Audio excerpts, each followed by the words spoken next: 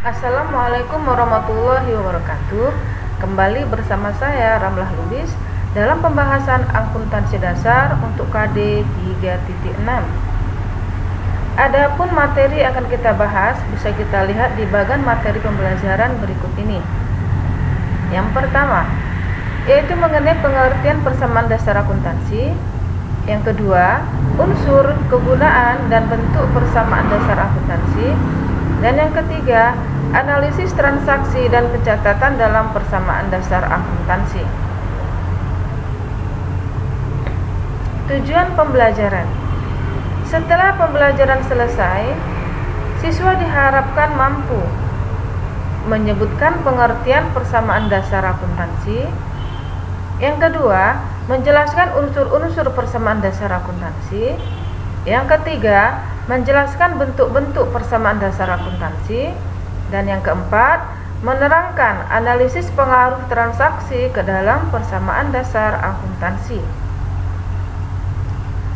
Baiklah, kita akan mulai dari pembahasan pertama mengenai pengertian persamaan dasar akuntansi. Persamaan dasar akuntansi adalah persamaan untuk menentukan keseimbangan antara debit dengan kredit dalam suatu perusahaan menggunakan sebuah neraca berisi daftar yang menunjukkan aset atau kekayaan, liabilities, dan juga ekuitas pemilik pada waktu itu.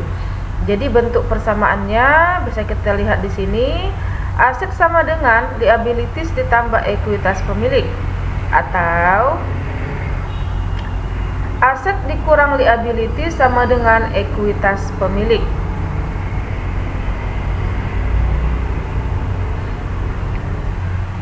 Sebagai ilustrasi, di sini ada contoh dalam pembuatan persamaan dasar akuntansi.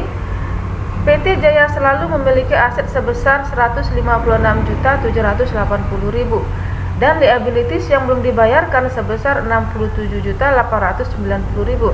Hitunglah besarnya ekuitas pemilik. Jadi berdasarkan bentuk persamaan dasar akuntansi tadi, kita bisa menghitung berapa ekuitasnya. Bisa kita lihat di sini, A sama dengan L ditambah E sama dengan A dikurang L. Maka E sama dengan aktiva dikurang liabilities. Maka E sama dengan 156.780.000 dikurang dengan 67.890.000. Jadi hasilnya 88.890.000. Inilah jumlah ekuitas pemiliknya. Jadi ini rumusnya berdasarkan bentuk persamaan dasar akuntansi tadi. Jadi kita tinggal masukkan angka aja ke dalam rumus, ya.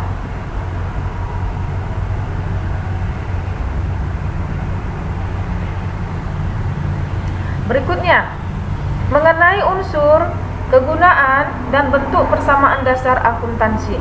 Di sini ada saya tampilkan skemanya. Jadi unsur persamaan dasar akuntansi ini ada 6. Ada unsur tambahan, ada unsur pokok, ya. Jadi unsur pokoknya adalah aset, liabilities, dan ekuitas. Sedangkan prepay, revenues, dan expenses ini adalah unsur tambahan, ya. Jadi untuk aset ada terbagi atas dua, ada current asset, ada fixed asset, ya. Jadi current asset adalah aktiva lancar, ya. Sedangkan fixed asset adalah aktiva tetap. Jadi contoh dari current asset ini adalah kas, ya, perlengkapan, ya, piutang dagang, piutang wesel, dan sebagainya. Sedangkan fixed asset ini contohnya adalah seperti peralatan, tanah, gedung, ya, kendaraan, dan lain sebagainya. Kemudian liabilities ini juga terbagi atas dua, ada current liabilities dan juga ada long term liabilities, ya. Jadi current liabilities ini adalah kewajiban ataupun hutang jangka pendek. Sedang dikatakan hutang jangka pendek, kenapa? Karena ini masa pelunasannya tidak lebih dari 1 tahun, ya.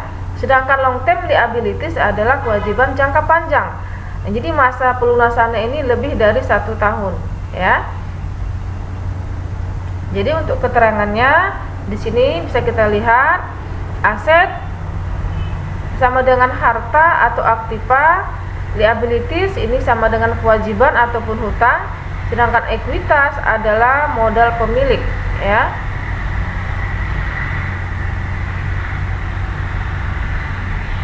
Berikutnya revenues, pendapatan, ya. Yang kelima, expenses ataupun beban. Yang keenam, prive. Jadi revenues, expenses dan juga prive inilah unsur tambahannya. Jadi berdasarkan uraian di atas, ya, bisa kita ambil kesimpulan mengenai kegunaan persamaan dasar akuntansi.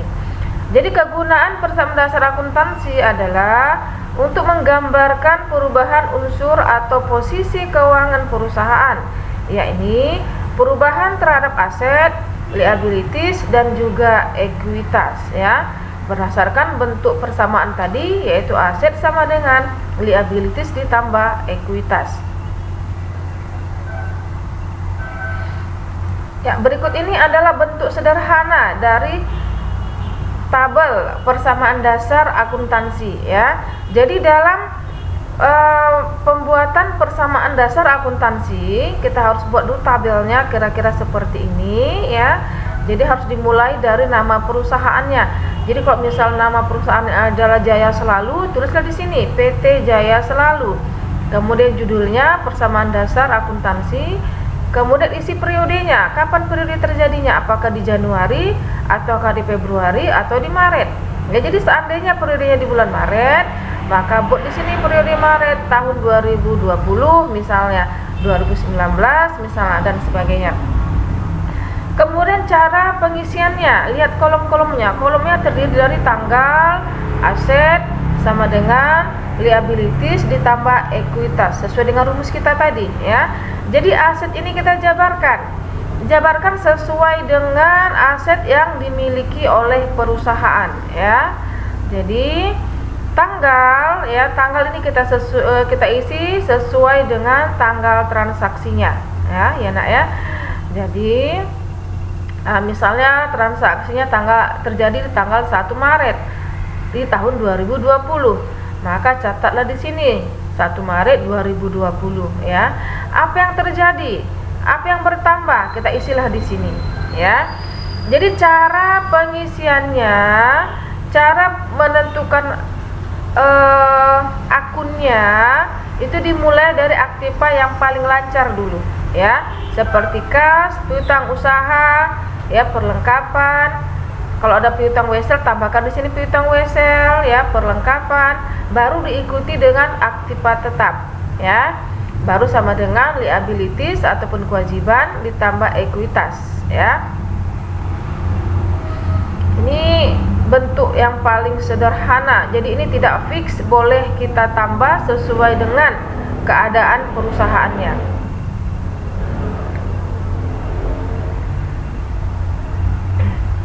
Berikutnya analisis transaksi dan pencatatan dalam persamaan dasar akuntansi.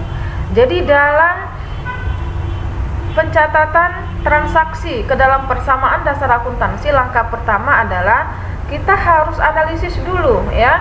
Jadi kita nggak bisa langsung catat ke dalam persamaan, nggak bisa seperti itu, ya. Jadi setiap transaksi yang terjadi dalam perusahaan kita harus analisis dulu untuk mengetahui pengaruhnya terhadap persamaan dasar akuntansi, ya. Jadi seperti contoh misalnya ada suatu aset bertambah, kita umpamakan aja misalnya perlengkapan bertambah, maka dapat mempengaruhi akun lainnya, misalnya berkurangnya aset yang lain, bertambahnya liabilities, atau bertambahnya ekuitas pemilik, ya. Seperti itu, ya, dalam menganalisis transaksi.